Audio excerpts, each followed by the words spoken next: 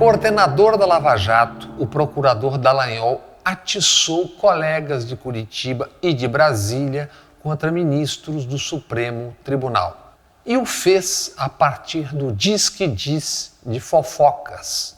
E fez buscando emparedar ministros do Supremo, como fica claro em mensagem a 21 de agosto de 2016 ao dizer: quando chega no judiciário, eles se fecham.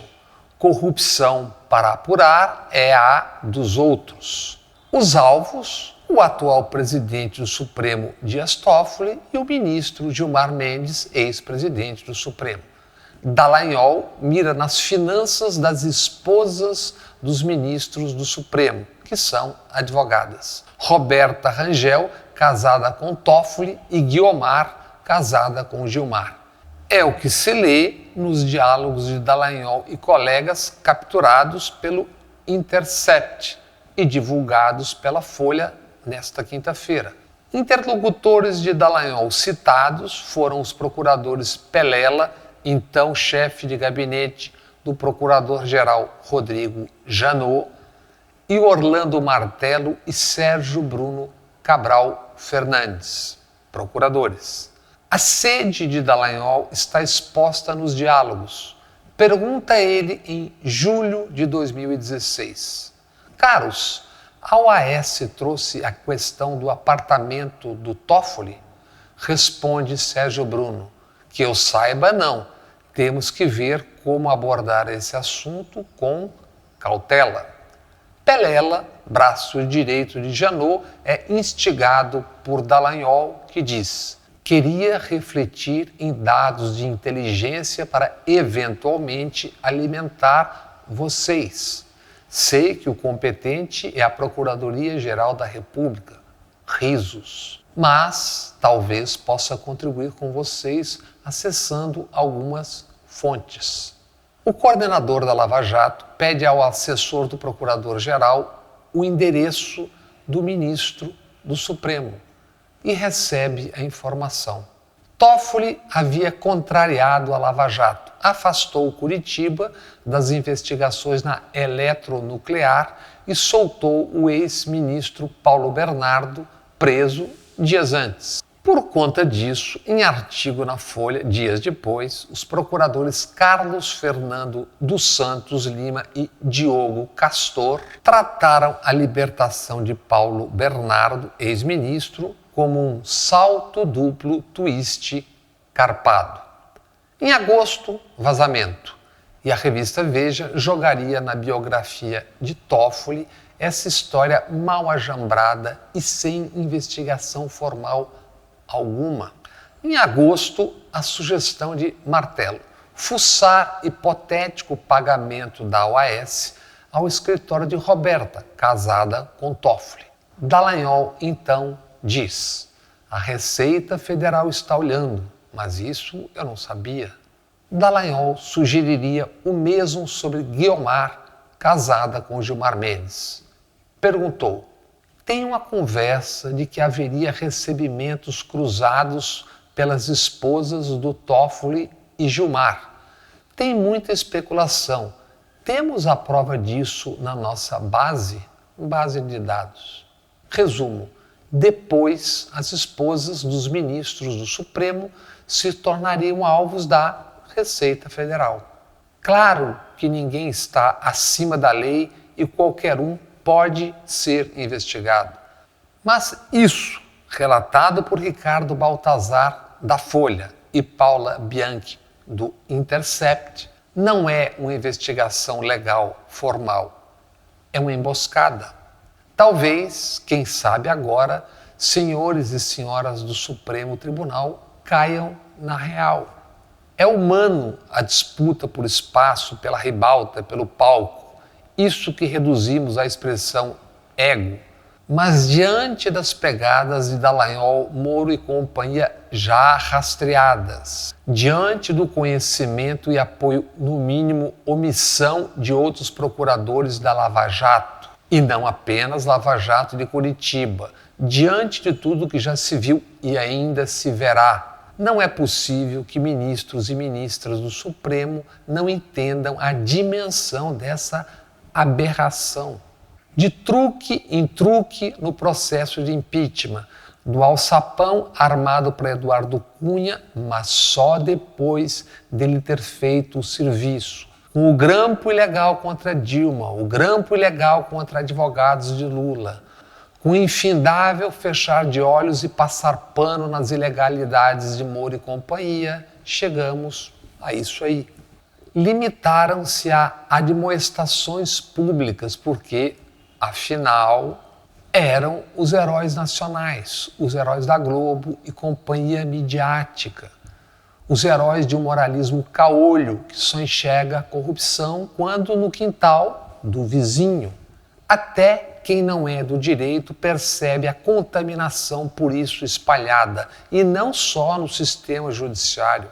Agora narrado pelos próprios, se vê que procuradores e juízes de primeira instância o tempo todo buscaram costear, e com êxito várias vezes, o Supremo Tribunal Federal.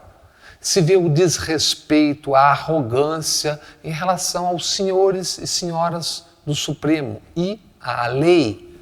E isso na prática, não apenas nas palavras. Tomando-se como metro, como medida as gerações e não a intenção de ofender, nesta quinta-feira o Brasil soube como um fedelho e seus pares trabalharam para encurralar, emparedar ministros do Supremo Tribunal. E da maneira mais abjeta, tocaiando e atacando suas famílias, suas companheiras. Os ministros Barroso, Gilmar, Fux, a ministra Carmen Lúcia e quem mais tenha contas a acertar com a toga adversária ou mesmo inimiga, que perdoem a plebe ignara. Perdoem os escribas leigos, mas é hora de adiar suas diferenças. Acertem suas contas em outro momento. Marquem um par ou ímpar ou mesmo um duelo no Maracanã num domingo à tarde.